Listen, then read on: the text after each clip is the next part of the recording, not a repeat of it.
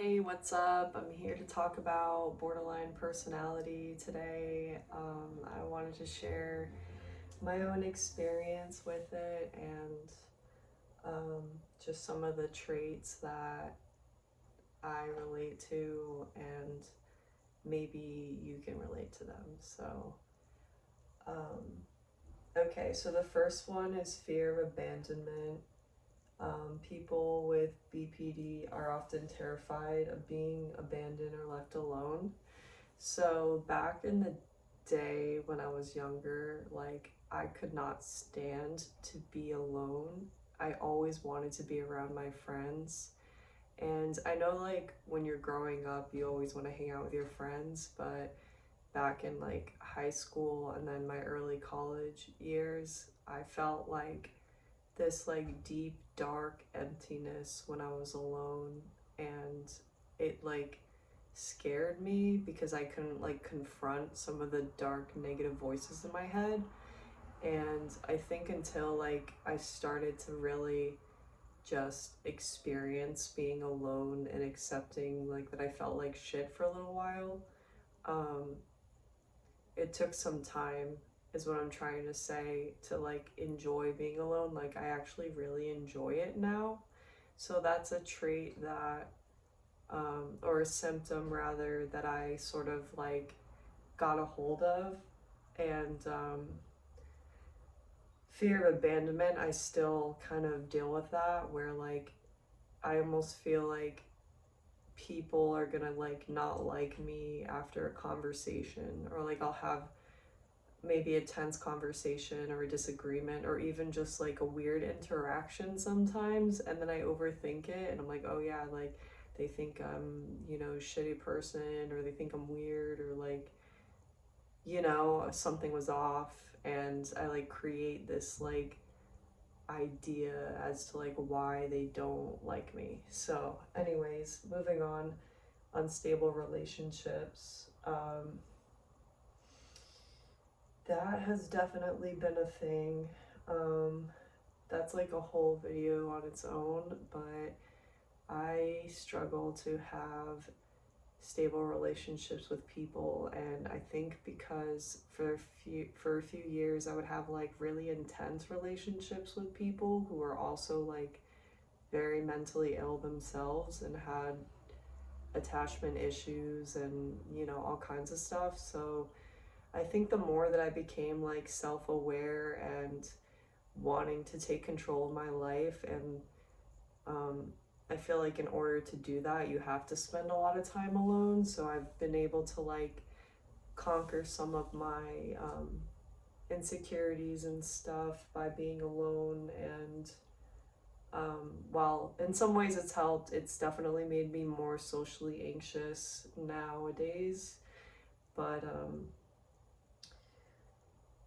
yeah, I don't really have as many unstable relationships now because I don't have as many friends, and I've learned to like speak up and speak my mind, because I think back then like I was more of a people pleaser, and I had like a lack of like sense of self, where I wanted to be like codependent and kind of like gravitate toward, a best friend that I saw pretty much every day. And it's not that like we shared an identity together, but we kind of did, or it was just a different time. Like it's kind of hard to separate like being young, because I just turned 30 2 days ago. So yeah, I've changed so much. Like I don't really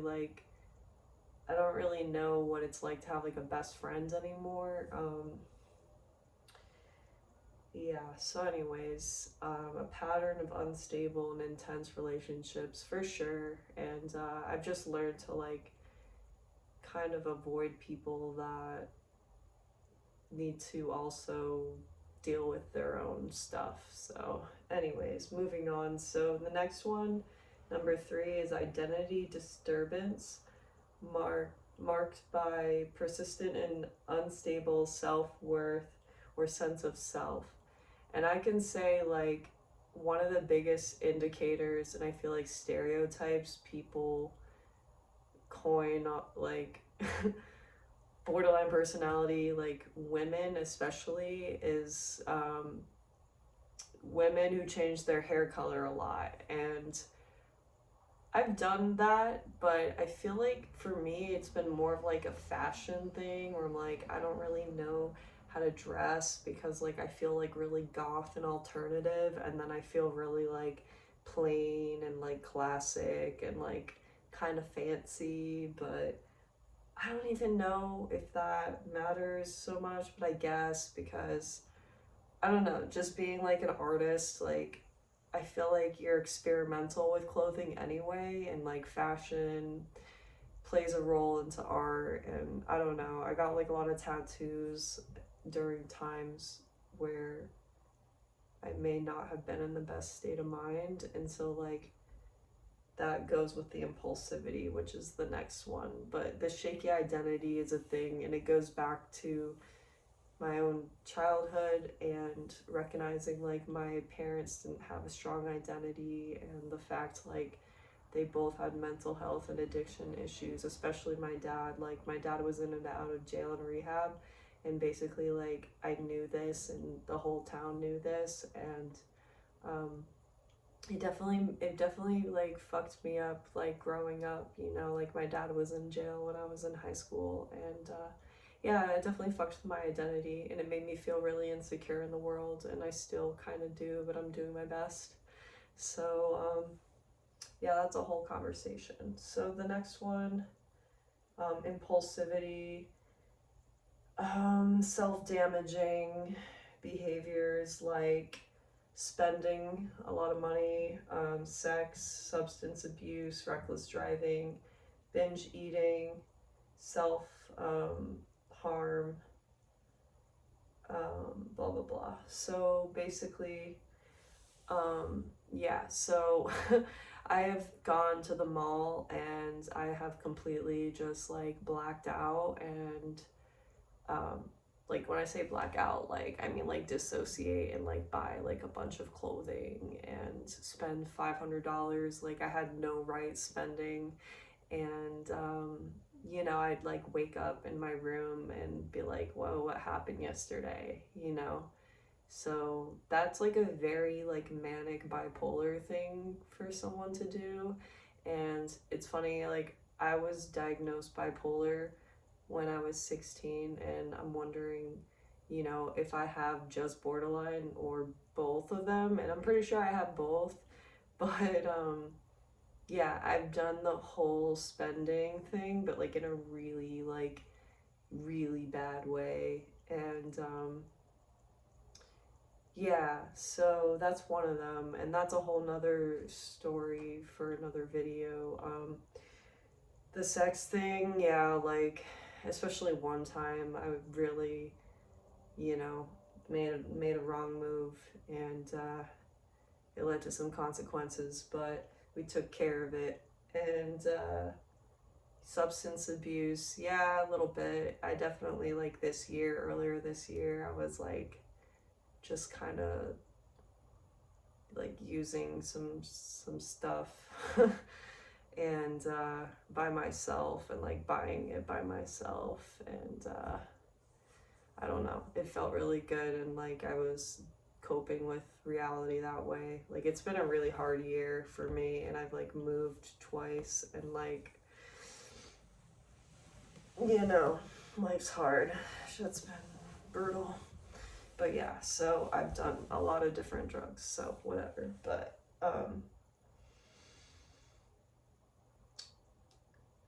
reckless driving, haven't really done that because I've never owned a car. And like binge eating, I feel like once in a while I do that, but not really, luckily.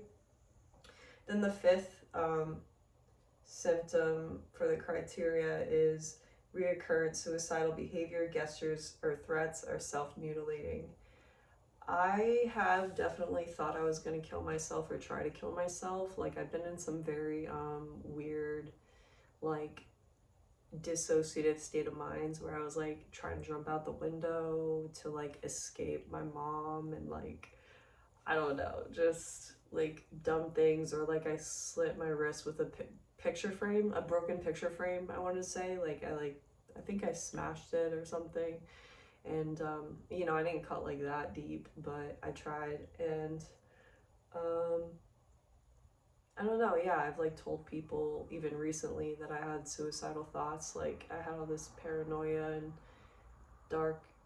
darkness coming over me recently. And, I wrote it on my Facebook because I was like, I don't know, like I was really honestly confused about it. And I actually just started taking medication again.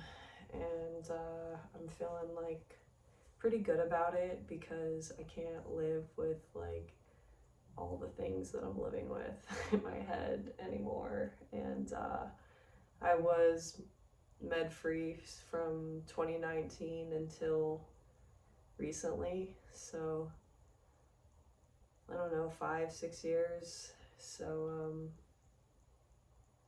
yeah, anyway, that's a whole nother conversation. So, number 6, affective instability due to a marked reactivity of mood, intense episode, dysphoria, irritability, or anxiety, usually lasting a few hours and only rarely more than a few days. So, yeah, my mood changes a lot. Like, I can go from feeling like really good about life and like I'm gonna accomplish a lot of things, and then I go to like depressed, like lazy, like don't want to do anything for like weeks on end, you know. And part of it's like probably because of chronic illness stuff, and ADHD. So, you know, this one's like a tough one to talk about, because I feel like a lot of different things are affecting my mood, and I also may be bipolar and I have anxiety. So it's like I have an anxiety attack pretty much like going outside, and I'm pretty much just like trying to have a good day, and then it just gets ruined for a few hours because I'm like trying to calm down from my like nervous system just having this horrible reaction to like, I don't know, just some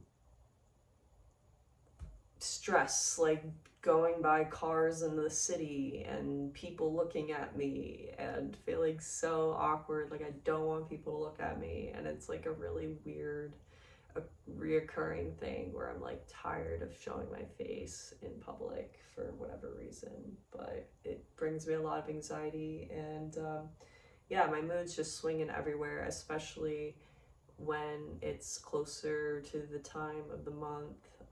As a woman, I'm really experiencing some tough symptoms that seem like premenstrual dysphoria and or PCOS, and, they pretty much, those symptoms, they make me suicidal every month, or like I'm like losing all hope and I'm like I can't do this anymore, and I'm like texting all my friends and calling people and telling them like how dark shit is. And yeah, so the mood thing for sure, I think you know that one's pretty obvious. I think, I remember when I was 16, before I got hospitalized, I knew I was like something. Like, I knew I had a mood disorder, and I called it bipolar, but like I also thought over time that it might be borderline, because borderline, generally the mood is shifting and changing more than bipolar. Like, bipolar is more like over a period of time, like a few months, where it's like you can be like low, kind of depressive, then you can be like this like manic high for like a month and then back to depression. But anyways, so number 7, chronic feelings of emptiness. I absolutely struggle with this, and how I would describe it is I can go from feeling so passionate about what I'm doing as an artist, like I can be focused on a project for, I don't know, 2 days, and then I can just be like, I don't even see the point in this anymore. Like, this sucks. I've already done this type of stuff. And where, like, some of that can be valid, you know, where you're just like, oh, I don't like this anymore. But it's definitely, a symptom, though, of being like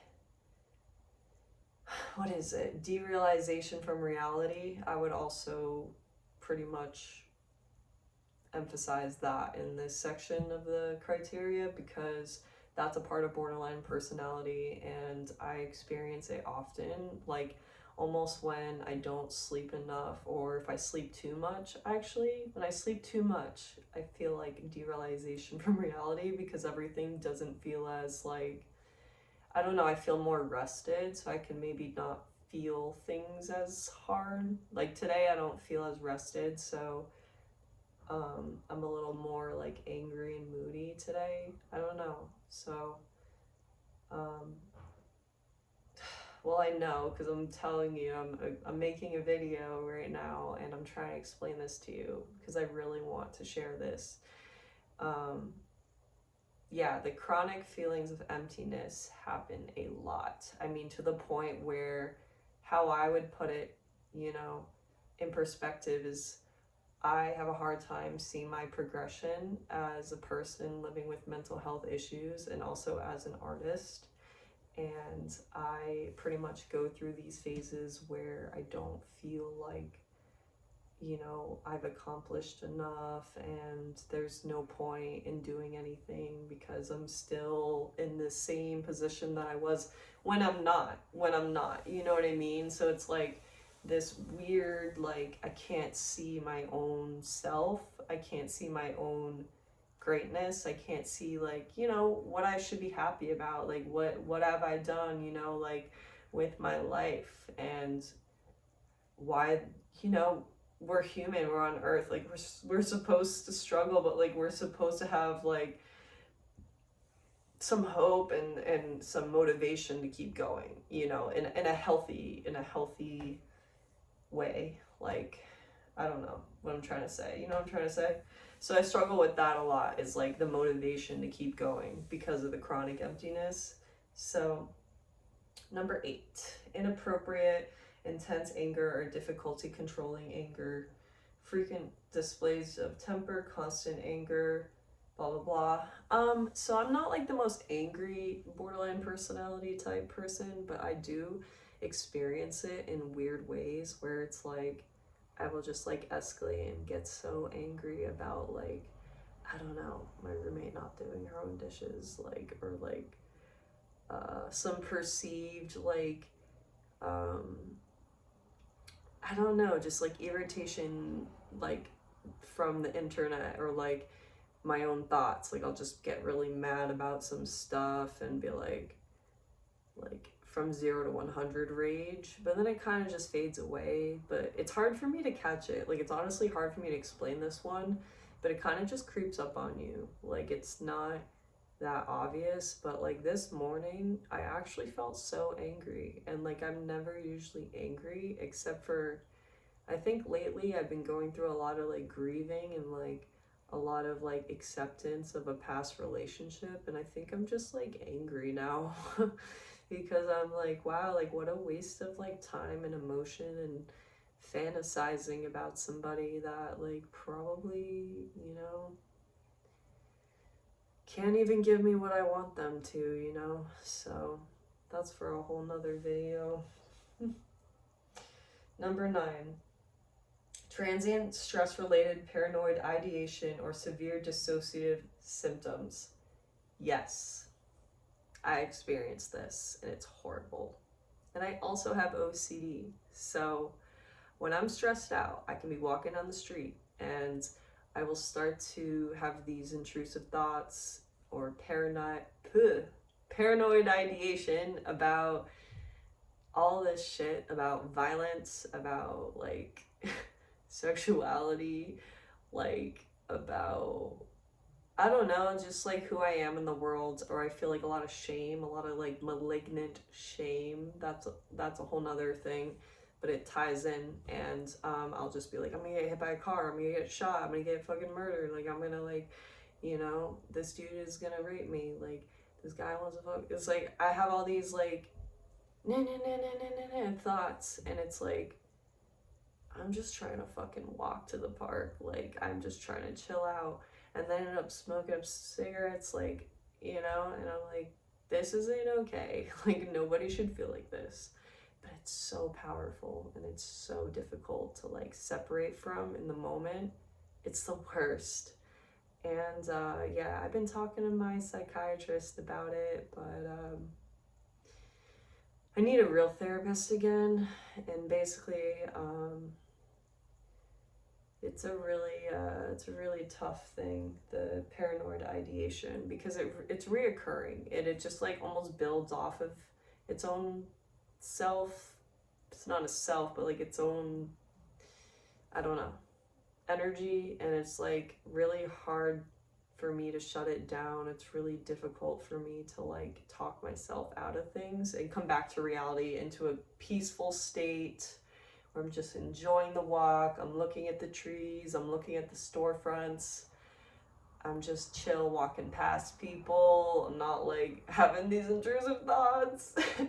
So, yeah, I don't know. It's really rough. So, if you have any of these things that I've mentioned and described, I don't know, maybe you should talk to somebody about it. But that's my experience, and it's a real, like, pretty quick, rendition of the symptoms, but I could talk about it some more. And let me know anything, just comment below, and I can talk about something else that you're interested in hearing. Thank you.